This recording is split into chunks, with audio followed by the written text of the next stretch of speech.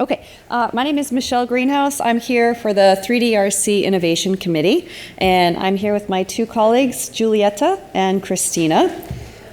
We are going to share a little bit about our digital fabric physics interoperability committee and what we are working on now. Oops, I think I hit the wrong one. Okay, so just the three of us are here, but the committee consists of a bunch of other people as well who are not here.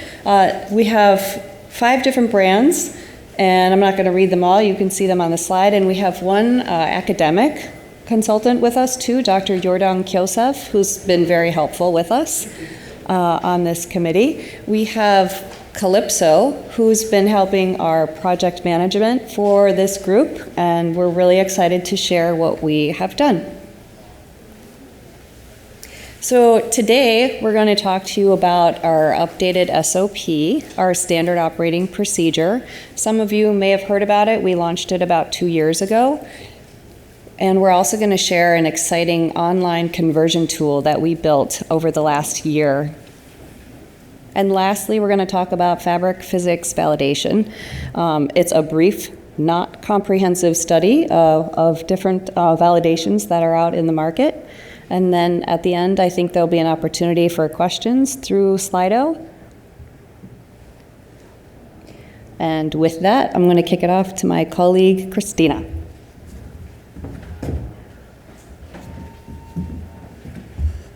Hi everyone, I'm Christina Rappa from W.L. Gore and Associates.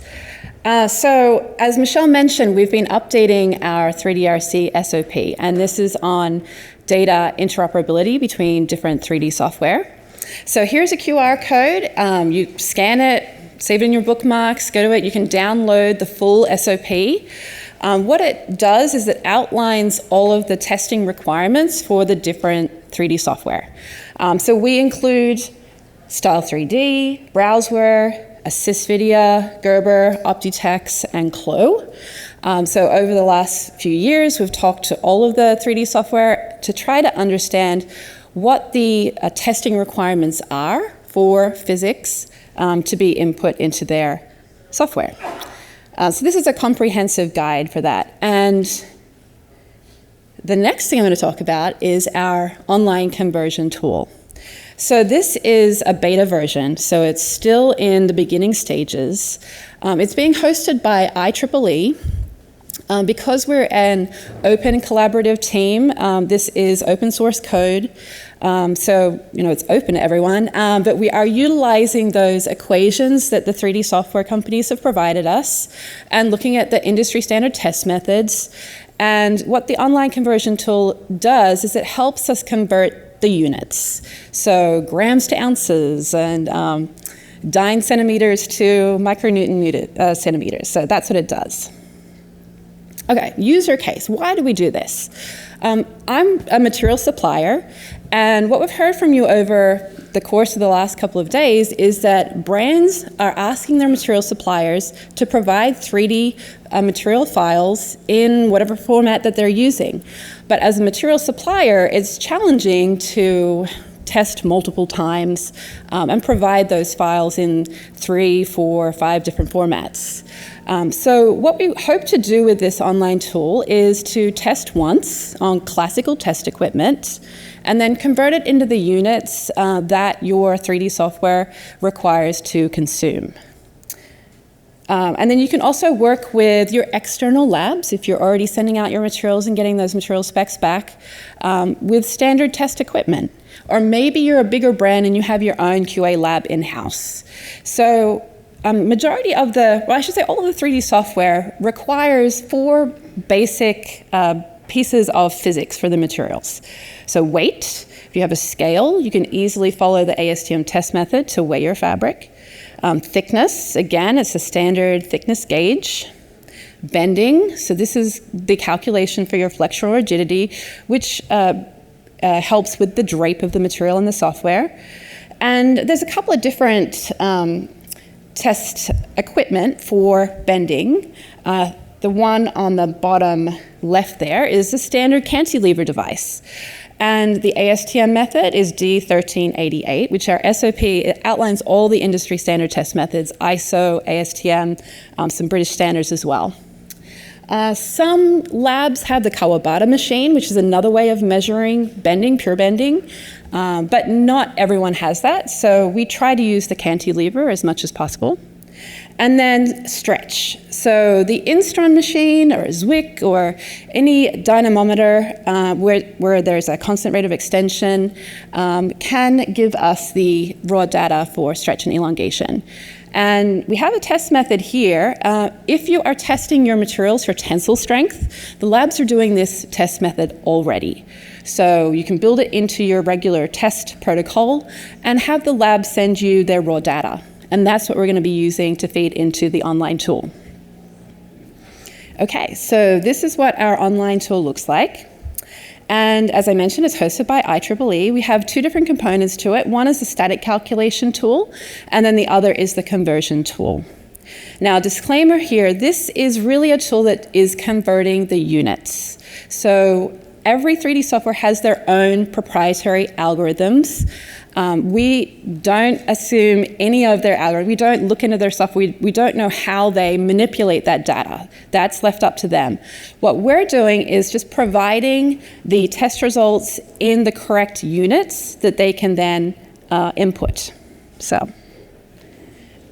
All right, so now we're going to take a look at the static calculations. So the first one is weight.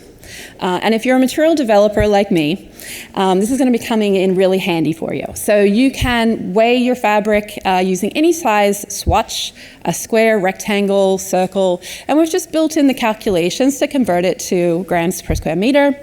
You can convert quickly from ounces per square yard to GSM. Very easy on-the-fly calculations. The next one is thickness. And so typically in a lab, you're measuring the thickness of your fabric in multiple places. So we allow you to put in up to 3 measurements, and then this will just calculate the average in either millimeters or centimeters, which is what the 3D software requires. Next is bending. So this is our cantilever device. And the traditional test method asks you to input the overhang length of the fabric as it touches a 41.5 degree angle on the device. So you put in your overhang length and then the weight of the fabric in GSM, hit the calculate bending button, and then it'll give you the units in for browser, Optitex, Vidia, and Gerber in one go. So we've used the calculations that the software companies have provided us to give you dyne centimeters, micronewton centimeters, and gram centimeters. And next we're going to take a look at the online conversion tool. So right now we have this set up for Clo and Gerber with additional software to come, but I'm going to show you a brief video of how you would input your information. Okay, so the first thing is we're converting information from our classical test equipment into Clo. For example, you're going to put in your basic information, such as a fabric name, supplier info, net woven, then your grams per square meter, and your thickness in millimeters. Next, in the bending section, in our SOP, there's a description of how to modify your cantilever for the Clo bending, but here you'd put in your contact distance and your moving distance in each direction. And now is the stretch. So you're asking your lab to provide you with the raw data. We actually have a format that you can download. What we want is all of the millimeters and the kilograms force. So this is your typical stress strain data that every CRE machine will provide. And then you upload it in both the warp direction, the weft direction, and then the bias direction. And the software will pick out 5 data points, both the elongation and the force, so you don't have to manually do it yourself.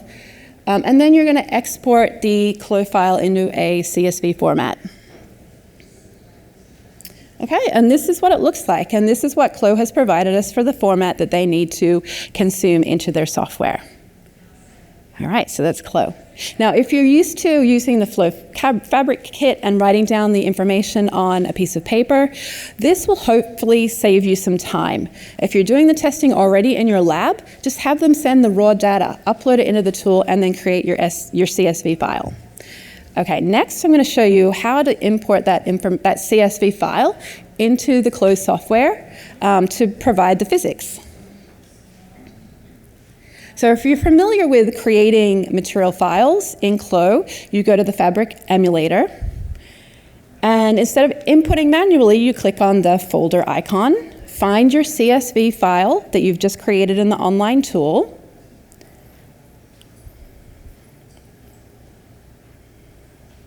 there it is, open up.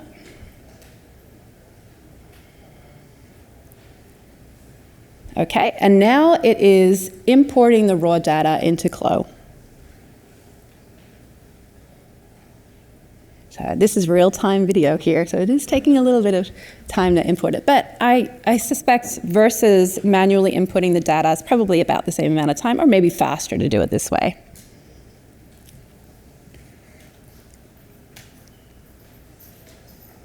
Okay, now it's saved your fabric file as a ZFab, and this is just the physics, so your surface imaging is not in there yet.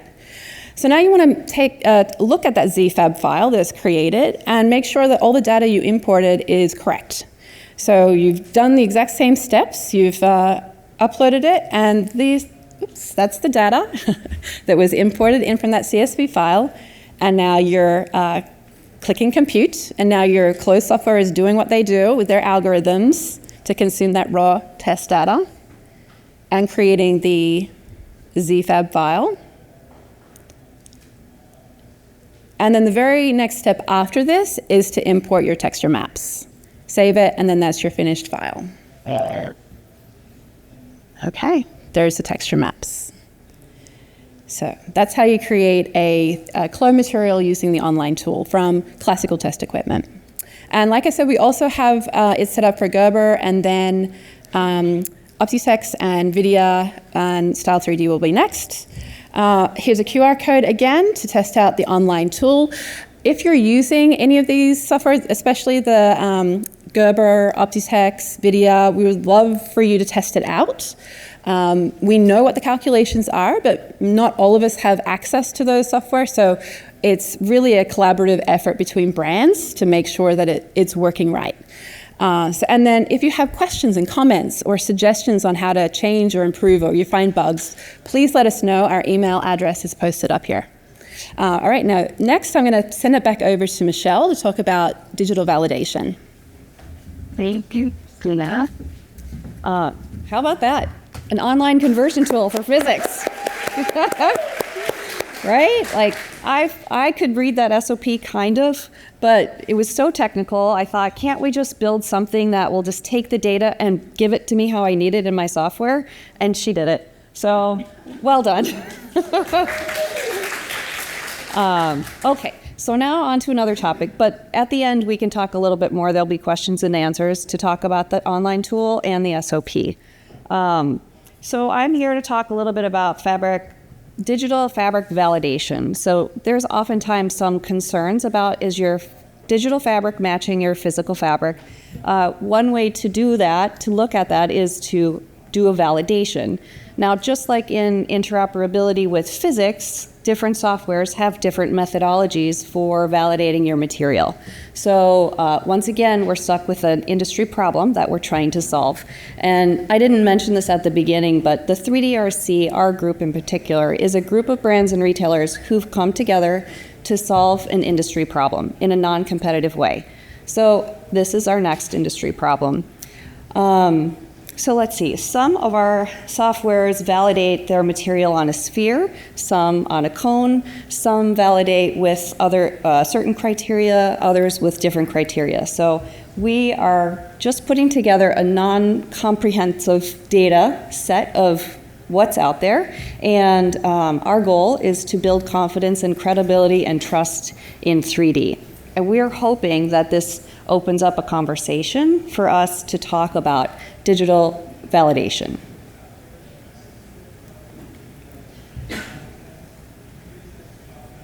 So as I said, validation is a methodology. It's not necessarily a how-to, but it's really a type or a way that you would validate a material. And what do we mean by validation? There are two different kind of ways that you can validate a material. One is quantitatively with data, actual data, and another one is qualitatively, which is more visual. And essentially, it's a way for you to compare your digital material to your physical material. Quantitatively, some examples are you may count the number of flares that are draped over a sphere or a cone. You may measure the elongation, or you may measure the volume. Those are some examples of quantitative data. Qualitative data, maybe you visually look at how a material is draped in 3 times and then take an average. This is a brief summary about different softwares who are out in the market. Like I said, this is not comprehensive. We did not look at every single software, just a few, and we sort of put together who's doing their validations quantitatively and who's doing them qualitatively. What we learned is that all of the softwares that we evaluated are doing a matching physical environment to a digital environment, meaning they have the same sphere in their digital environment and their physical environment, or cone, and they're all doing a visual comparison. One of the softwares is actually using a quantitative measurement of counting the number of flares on the validation, or on the cone, and the other one, they're also measuring the elongation. One of the softwares we evaluated is actually measuring volume, and they're taking all criteria together and lumping it together and measuring everything by volume, or how the material drapes over the cone or the sphere. And then lastly, one of our softwares we evaluated is using a machine called a QSEC machine, and that is measuring the bend. And we'll get into that a little bit later. Now I'm going to turn it over to Giulietta, and she's going to talk a little bit about some user cases.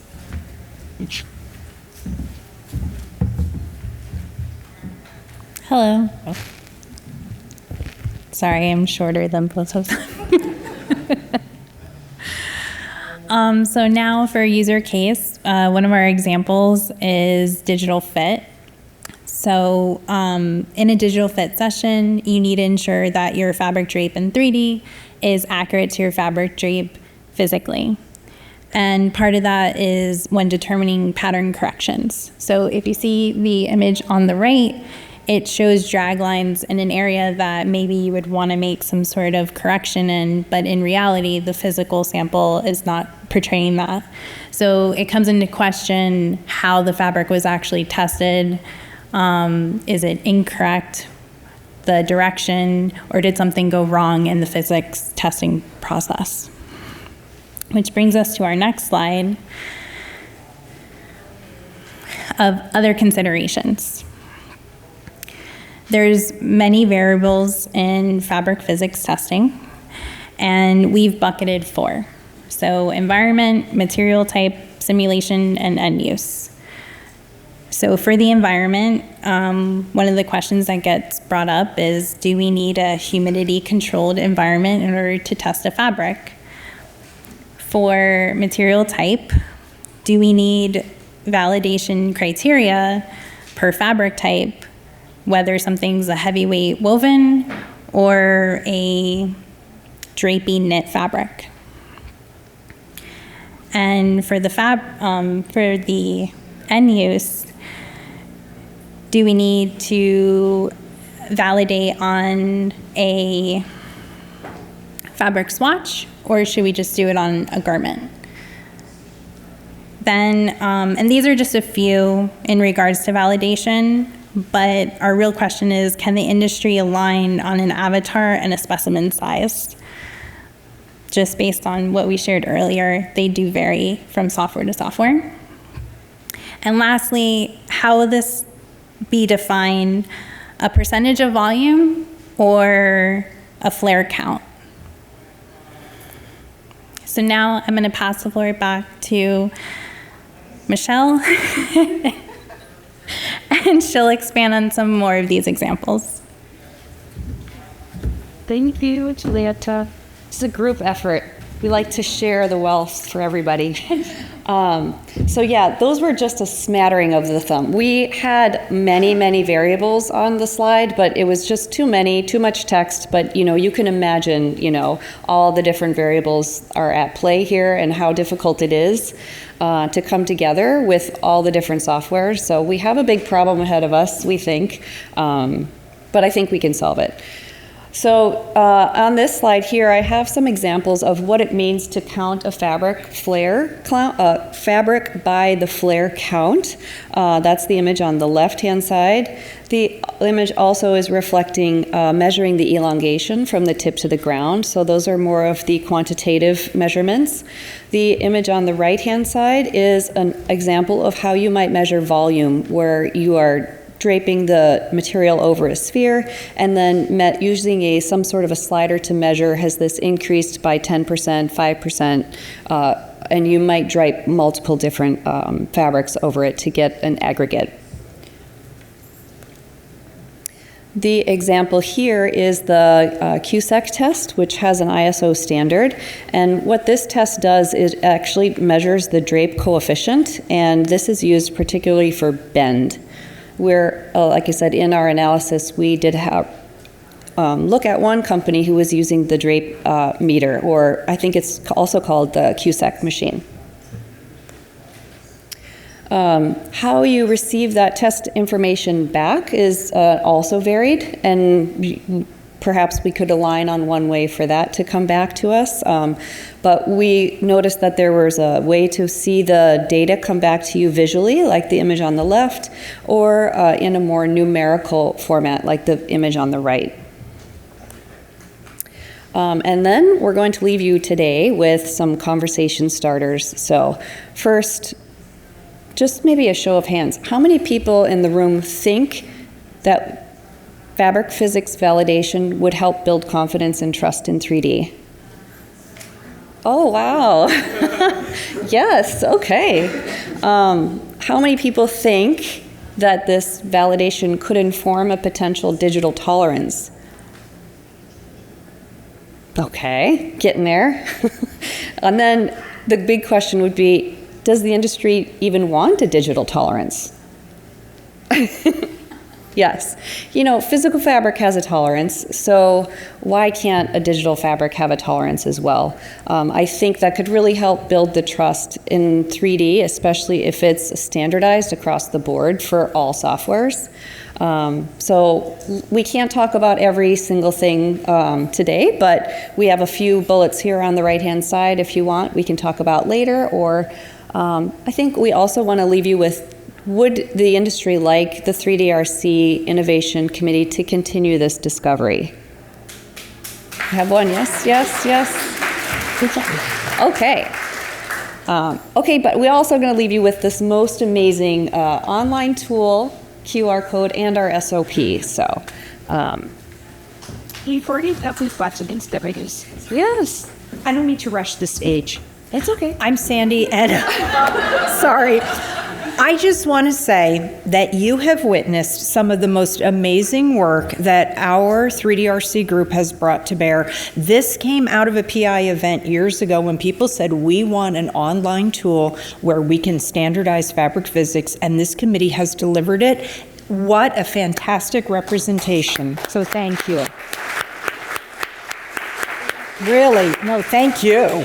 And if any of you have team members that are interested and want to be part of this work, please, please, please. It is all volunteer. They met every week during the pandemic, and it has been just a multi-year effort to get here, and I just honestly cannot say thank you enough. You are transforming our industry. So, that's it. Are there any questions? I think there was a microphone that was going to go around, and then the Slido.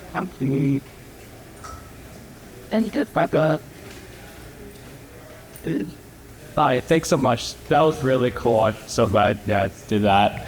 My question is kind of a stupid question, but I'm curious about it, which is you guys had to go through so much work to kind of standardize this so we can input these units into these different tools.